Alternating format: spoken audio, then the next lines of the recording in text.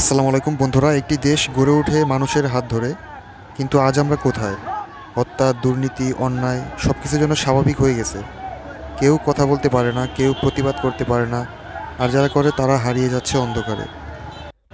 আমাদের দেশটা কি সত্যি এত নিচে নেমে গেছে, নাকি আমরা আমাদের মতো চিন্তাভাবনাকে এত নিচে নামিয়ে ফেলেছি? তো বন্ধুরা, এই ভাইয়ের কথাগুলো শুনলে অন্তত বুঝতে পারবেন যে ওনারা কেন মানববন্ধন নিয়ে রাস্তায় নেমেছে।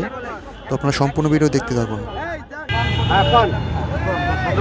আমরা মিরপুর 10 নম্বর আলমদিনা সমিলের গলি, মিরপুর 10 নম্বর আলমদিনা সমিলের গলিতে ইমরান, সুমন, রনি ওরা 7 জন মিলে আমাদের ছোট ভাই মেয়েদিকে কুপিয়ে হত্যা করে আলমের হোটেলের পাশে করার পরে আমরা থানায় তৎক্ষণিক থানা থেকে খবর পেয়ে ওসি সাহেবরা সবাই আসেন। আসার পরে 1 সপ্তাহ হয়ে যায়, আসামিকে ধরা হয় না। তারপরে আমরা একটা মানববন্ধন করার পরে আজকে 28 দিন হয়ে গেছে।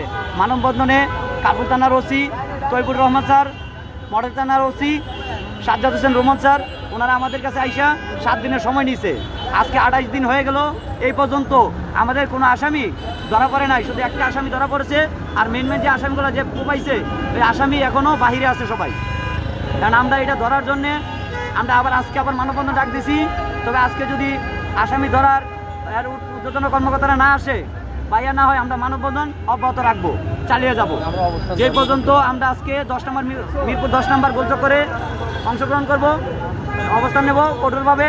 যে পর্যন্ত আসামি ধরা না হয়েছে এ পর্যন্ত আমরা ছাড়বো না। কারণ এভাবে আজকে মেহেদিকে হত্যা করা হয়েছে, কালকে আমাকে করতে পারে, আরও অন্য ভাইদেরকেও করতে পারে। তো সেই ক্ষেত্রে আমরা আজকে এটার জন্য কঠিনভাবে আমরা রাস্তায় নেমেছি। কারণ এখন বর্তমানে আমরা কেউ নিরাপদ না।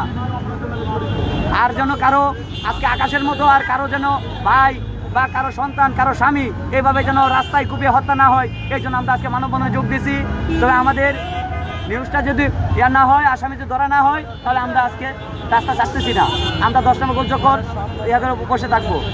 আর তারা হত্যা, চাঁদাবাজি, লুটপাট অনেক কিছুর সাথে জড়িত ছিল। যখন যেদিকে সুবিধা পাইছে ওই দিক থেকে গেছে, ওরা মাদক ব্যবসা করছে, মাদক ব্যবসা আর অন্য কিছুর সাথে তারা জড়িত ছিল। তো তাদেরকে আপনার ওপেন লেভেলের অনেক লোকেরা শেল্টার দিছে। খুন করার পরে 2 দিন পরে এলাকায় আইসা গেছে, গিরিঙ্গিরমোড় নামে এলাকা শ্যানপাড়ায়, ওখানে আইসা তারা রাত্রে 2টা বাজে ঘোরান দিয়ে গেছে 2-3 জন মিলে। তখন কার কাছে আসছে ওই জিনিসটাও খোঁজ করে নাই। আমরা এটা প্রশাসনকে জানাইছি যে আপনারা ওই জিনিসটা খোঁজ করেন যে ওরা এখানে কার কাছে আসছে, কি আসে বিষয়।